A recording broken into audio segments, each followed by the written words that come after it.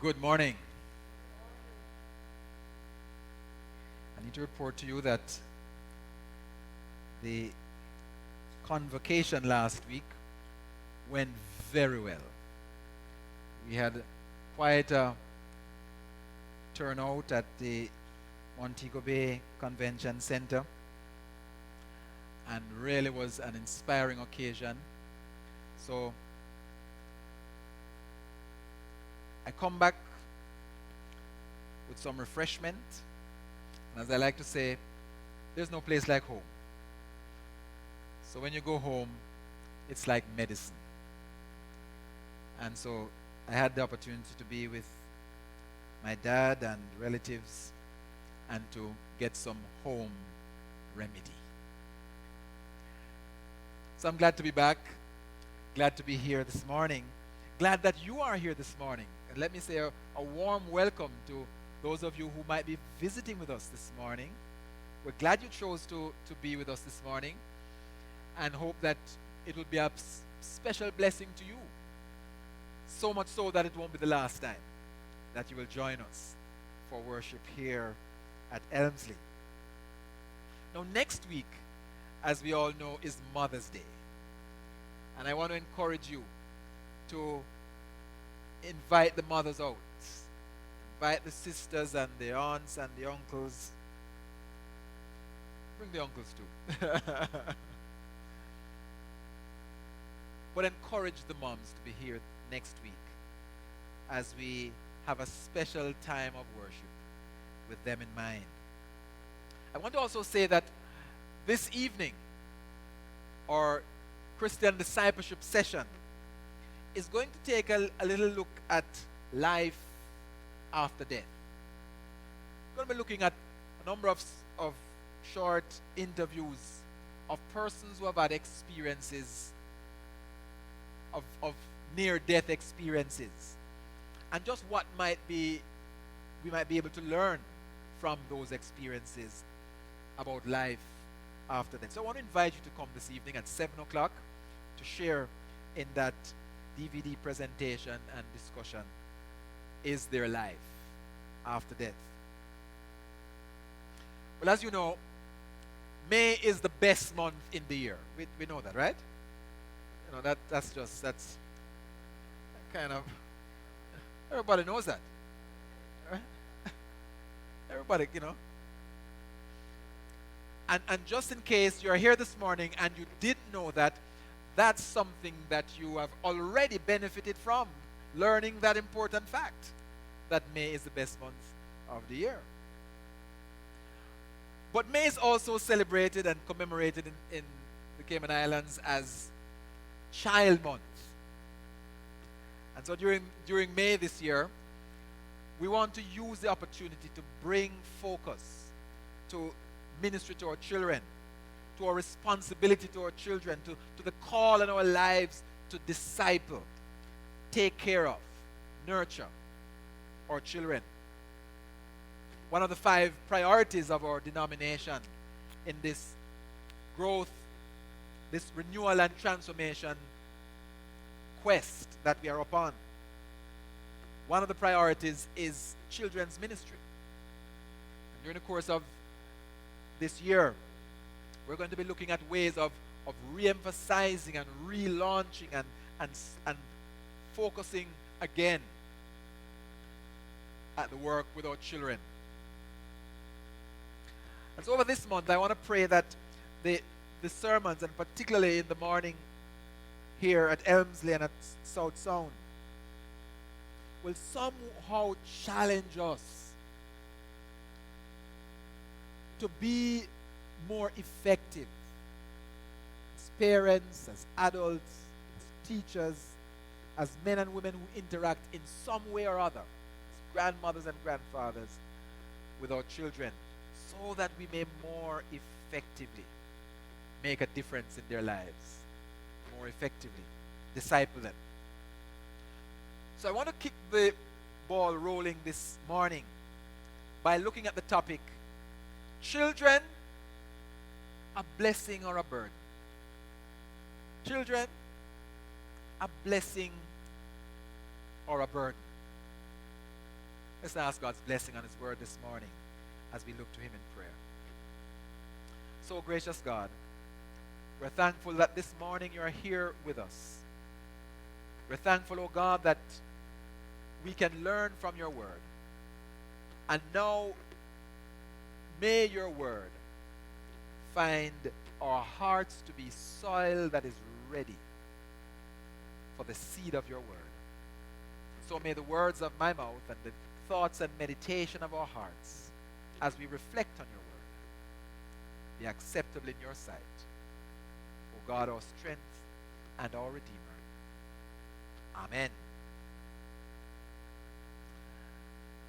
Heard about a dad who took his 4 and 5-year-old sons fishing. They're out in the boat, and he's there telling them about what he calls a fish finder.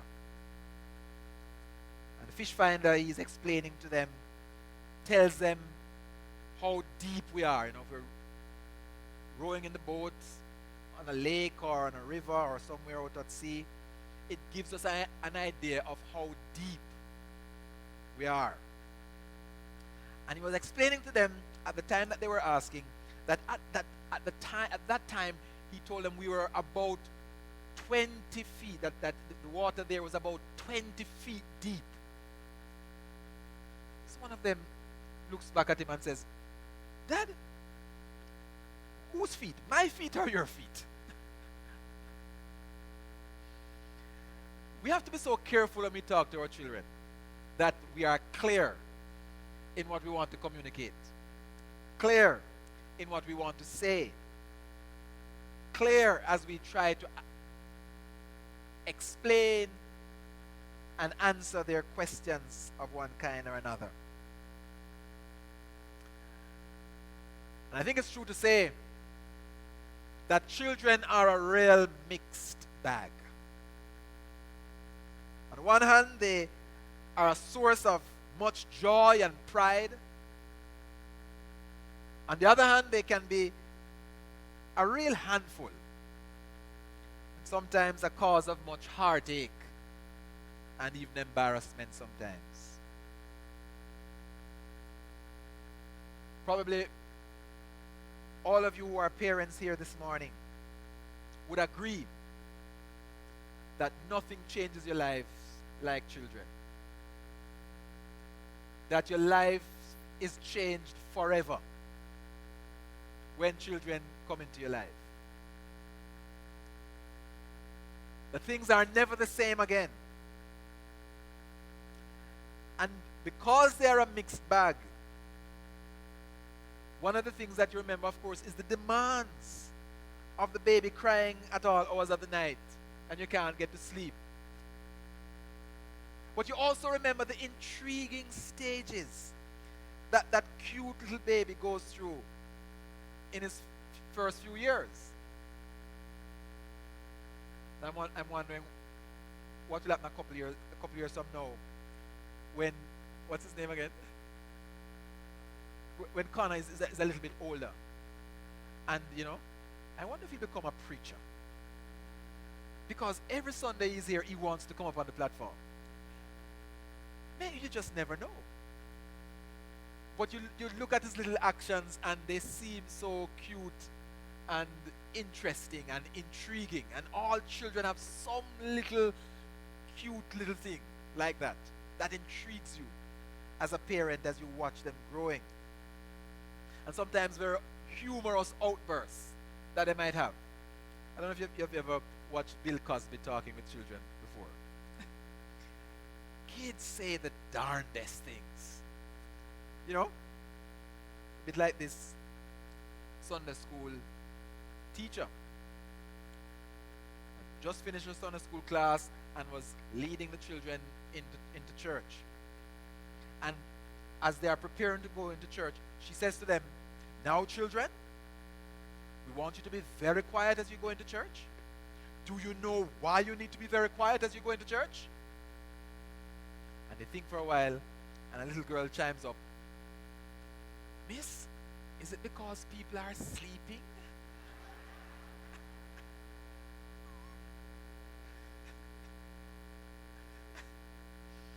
I hope that's not why. I hope you want to hear the pastor. You want to hear the sermon. You want to hear what the Lord is saying to us. Not that you're falling asleep on me. Sometimes, though, children can be a real challenge, especially when they are sickly. You know, when I was a child, I used to often get stomach aches and vomit and all kinds of things. I had what the doctors call a nervous stomach. Any kind of excess anxiety, and I was sick.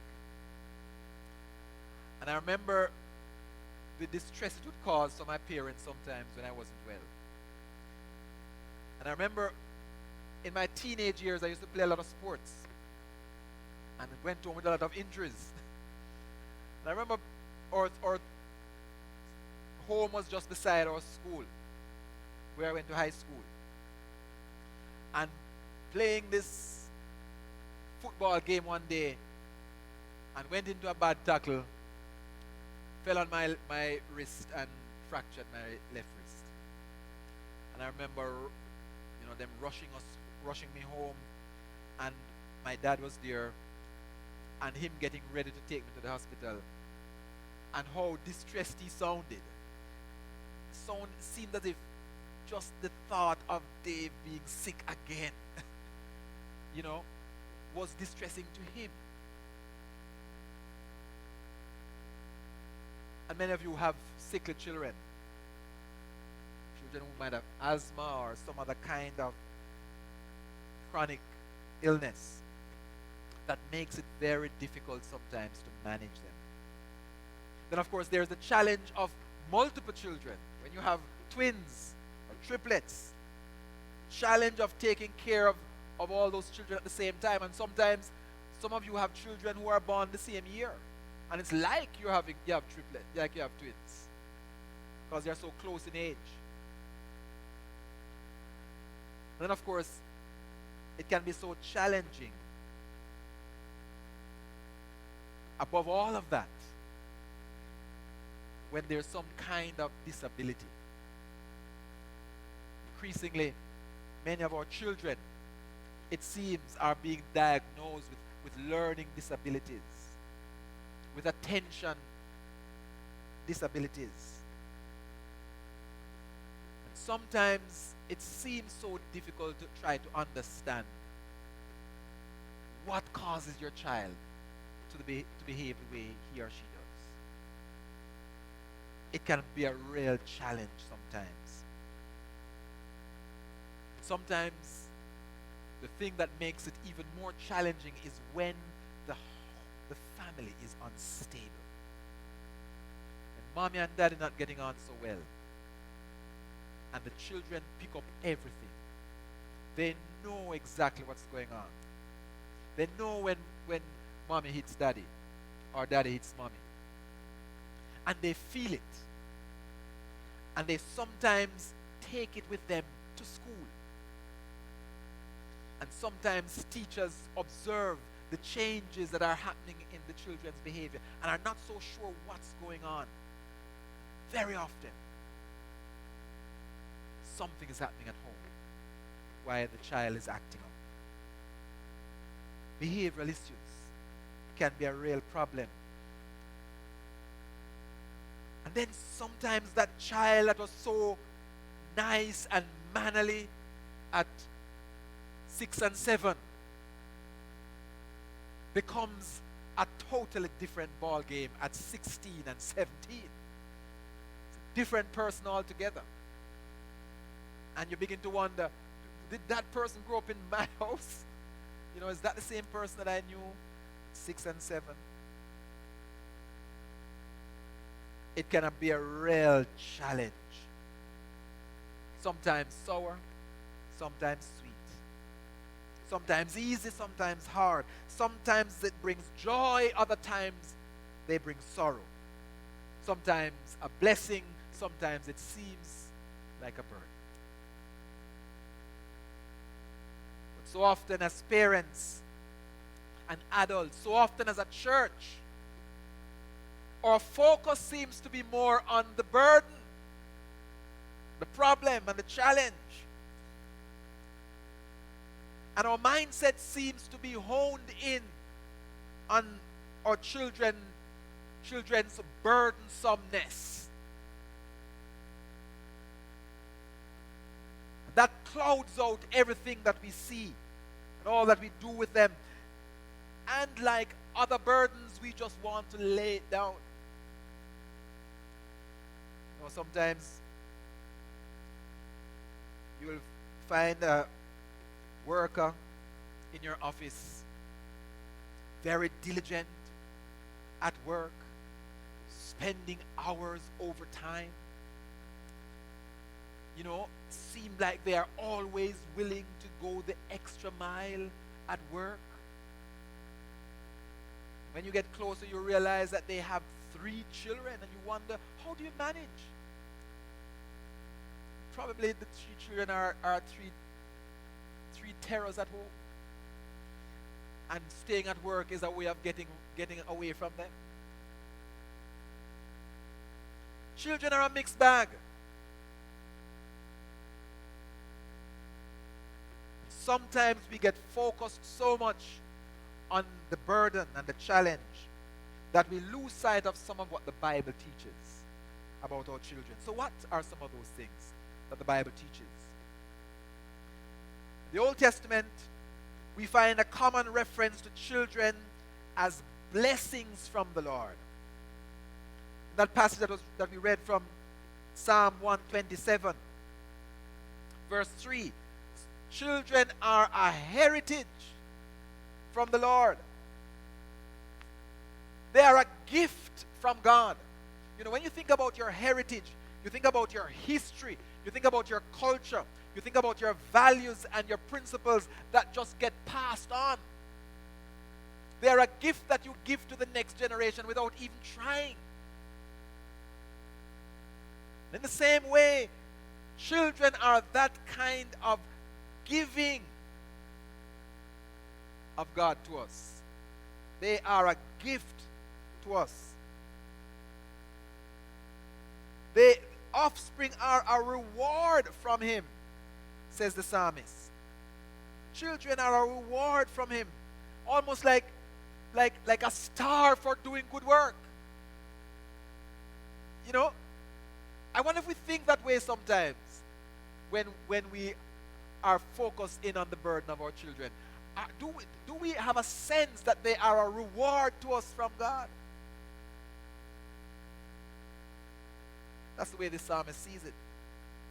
They are like arrows in the hands of a warrior, he says. They are like the source of protection. They are like the source of strength. For if a warrior goes to war and doesn't have his spears, his arrows, he can't fight. That's the picture that is being painted here. No, we don't use bows and arrows nowadays.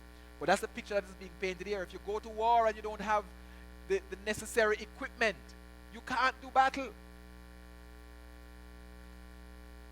And that is the way the psalmist is likening our children to us. That they are a source of strength and protection for us. Children are a blessing.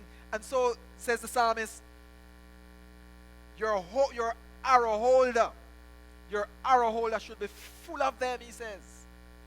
Hello. What was I saying? But, Reverend Dave, I have 2 and my quiver is full enough. That's what the quiver is. The quiver is the thing that you place the arrows in. The Bible says you must have your quiver full. But our quiver full when we finish with one. Some of us. It's a real serious concern happening in some parts of the world now. Where people are saying, I am done with children. I don't want to have any children. I just want to get married and just me and my husband, me and my wife, no children. In some of these places they're having increasing concerns about population, lack of population growth. Because more and more couples are saying, I don't want no children because they are so much of a burden. The Bible says, friends, that children are a blessing because they are a gift from God.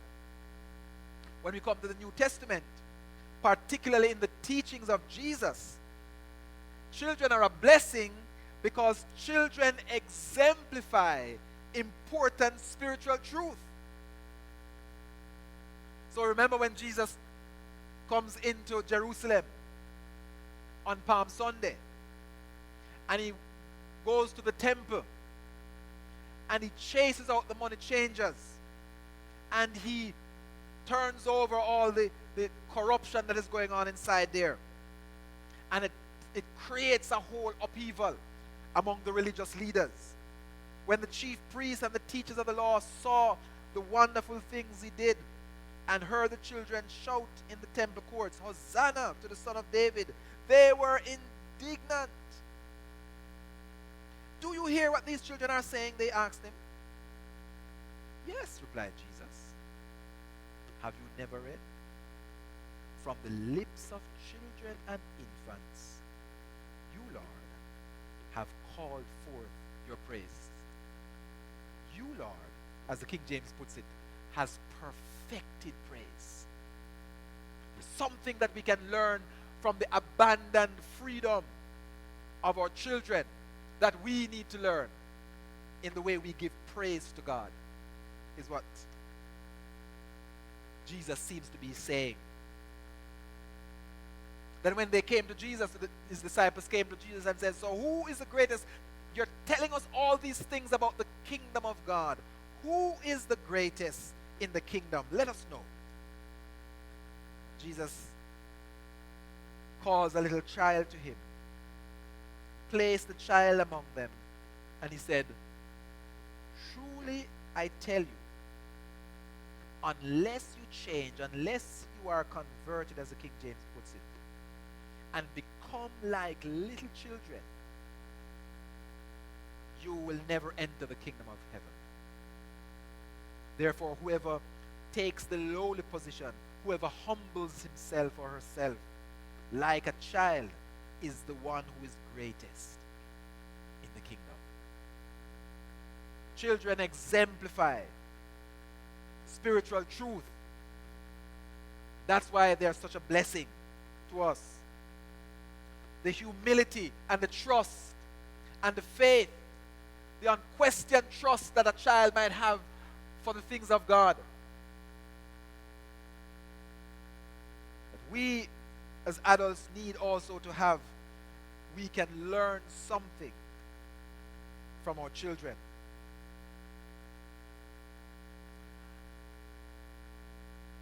They are a blessing, friends.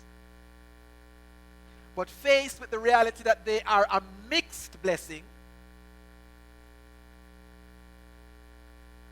one of the things that we have to make a decision about is that we must choose to focus on their blessedness and not their burdensomeness. Because when we focus on their burdensomeness, not only do we rob ourselves of the blessing that they may be to us, but we rob ourselves of the opportunity of nurturing that blessing in them, that they may more fully fulfill the purpose for which they are here.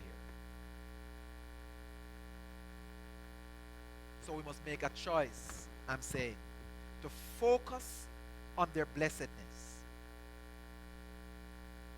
and not their burdensomeness.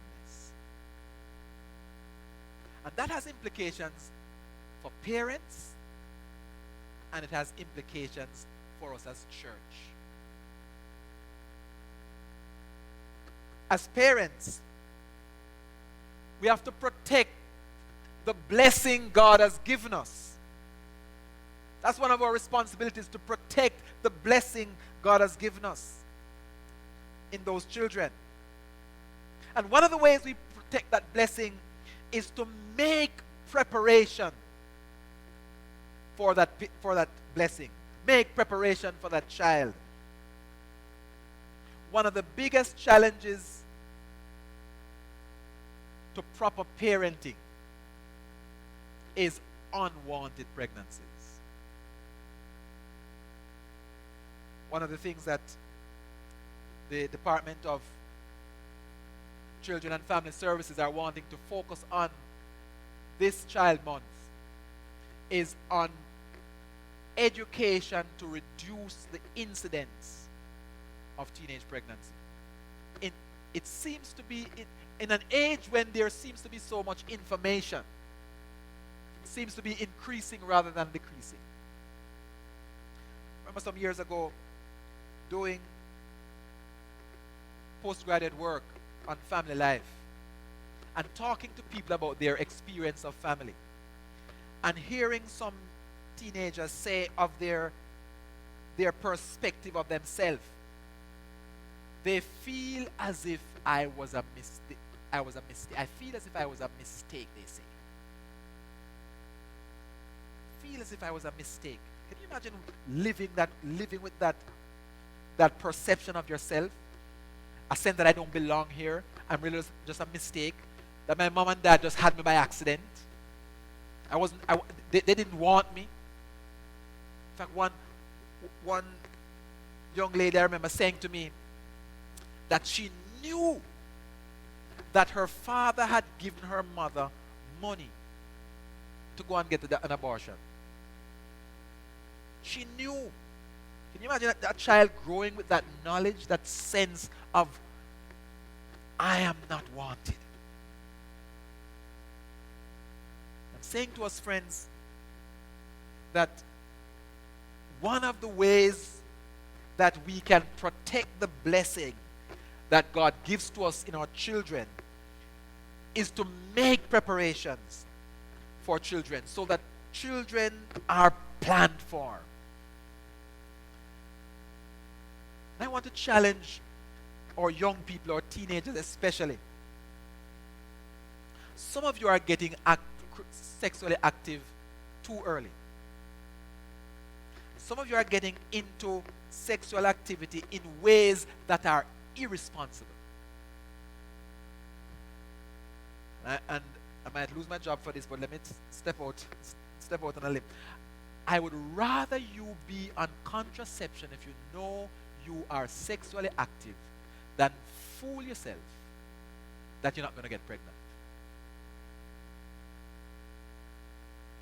Because that unwanted child is, by having a child not expected and not wanted, it diminishes your potential to nurture that blessing. Protect the blessing that God has given you. But we protect that blessing also by nurturing the child under our care. One of the ways we nurture that child is by watching what we say to them. Watching what you say to your children. Because words mean a lot. And we fool ourselves if we think that it is okay just to say anything that comes to our mind to our children.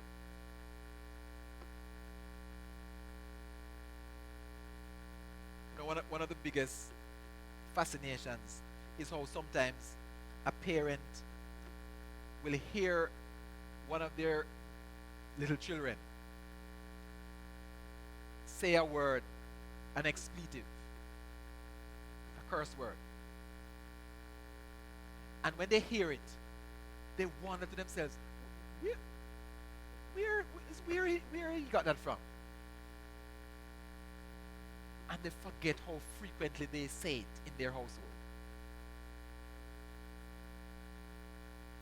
And think that because they don't want their child to pick it up, that the child won't. If you don't want the child to pick it up, don't say it.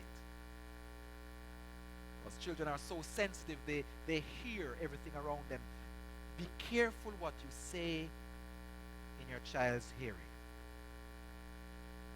Nurture the child under your care by disciplining and setting boundaries for your child. We live in a real, and you've heard me say this before, a kind of increasingly upside down world. You know, once upon a time, it was the adults who ran things. It was the adults who who sort of, gave guidance to the child. In so many of our homes now, it seems as if it's the children who are running the show. They have no boundaries. One of the things I admire about some parents is their ability to enforce curfew and bedtimes. And let me tell you something. If you can get that done with your children, you don't know the great service that you're doing to them. Teach them that there are boundaries. Teach them that there's a time to go to bed.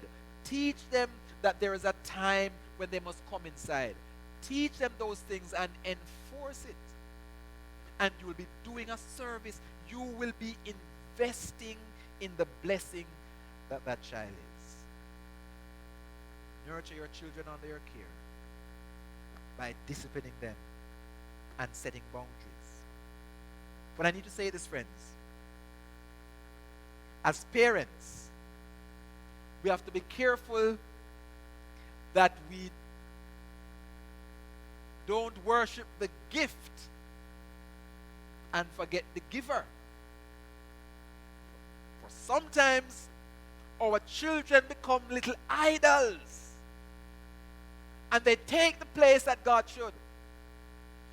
I want to challenge you, parents, in an increasingly secular world where worship is having less and less importance in the wider society.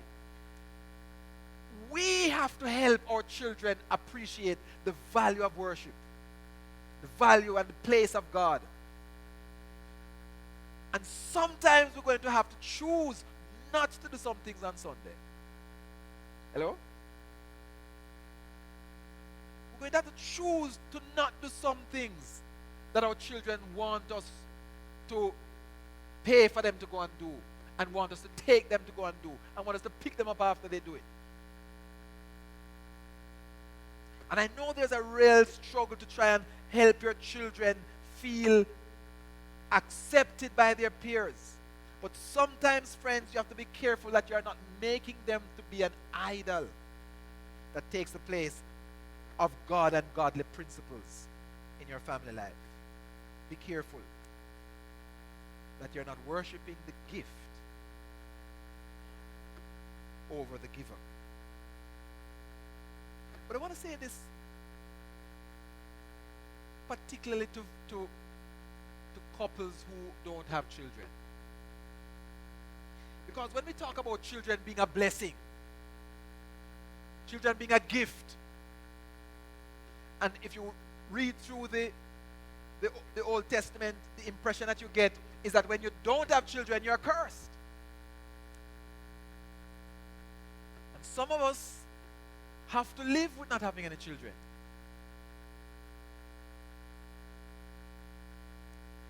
So do I suddenly become cursed? Because for all the effort in the world, with all the effort in the world, we have not been able to have children? And I want to challenge those of you who are parents who don't have children, that children are not the only blessing that God has in store for you. And sometimes when you don't have children, God has made you available to do some things that parents whose household is full of children cannot do. It's for us to embrace that God might be blessing us in different ways and not to be so taken up with the blessing that comes from children that we lose sight of other blessings that God has in store for us. Let me speak to the church as we respond to the challenge to take care of the blessing that children are. According to the 2014 CIA World Fact Book, the fact book that talks about all the countries in the world, it says 20% or 1/5 of Cayman's population are under 15 years. 20% are under 15 years. We have to ask ourselves, how are we influencing that 20%? And if we are not influencing that 20%, who is or what is? And what is the implication of that other influence for and Cayman 20 years from now? Many of you, when you were children, all of you went to church. All of you had some influence of Bible teaching or exposure to teachings of the scripture. All of you had some kind of exposure. Someone was telling me recently that they were working with a group of 30 students, primary school students. And they asked the group, how many of you go to church? 5 hands went up out of that 30. 5 hands. I want to say, friends, that we have to do something about how we influence the next generation. Because increasingly our children are not being churched, are not being exposed to the gospel, are not being exposed to the Bible. Less of our children are learning the teachings of Christ. And if we are to secure the moral and spiritual future of our children and of this nation, we must win more of our children for Christ. You might say, well, Rev, look like your hands are full, man. You have to go and win some more children for Christ. But I want to suggest, friends, it's all of us. That each one of us can make a difference. And I want to challenge you to pray for a child that comes to church, or that lives in your neighborhood, or that lives in your household. Pray for that child. I want to suggest that you greet the children when you come here.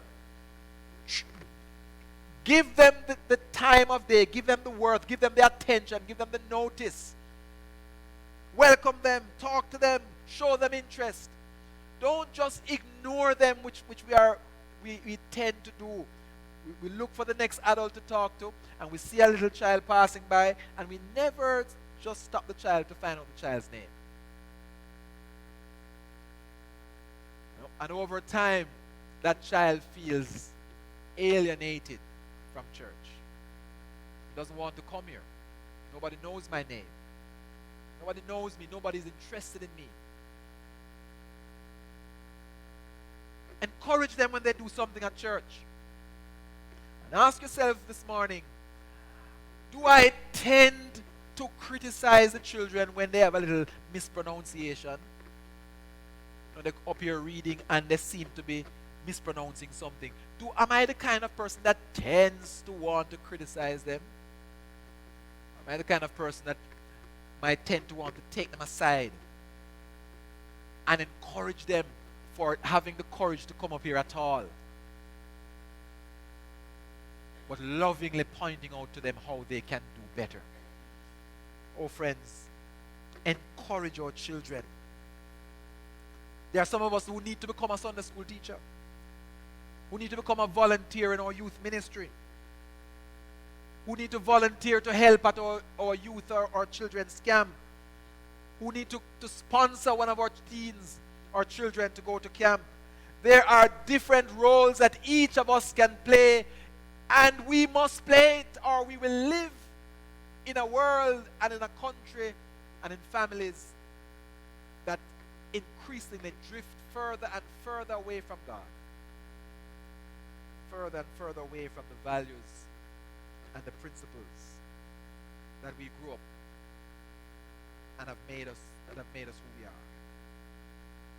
Friends, children are a blessing because they are a gift from God. Children are a blessing because they teach us spiritual truth. God calls you and I to protect that blessing.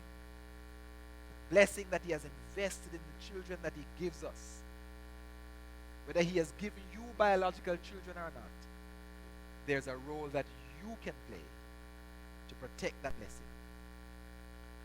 What will you do this week to help a child to know that they are a blessing and not a burden? I have a short video clip that I want to end with of a young man who exemplifies for us how our attitude and our outlook and perspective might be different to what we see now as burdensome. But as we change that attitude towards the children around us and own the blessing that they are, and own the responsibility to protect and nurture that blessing,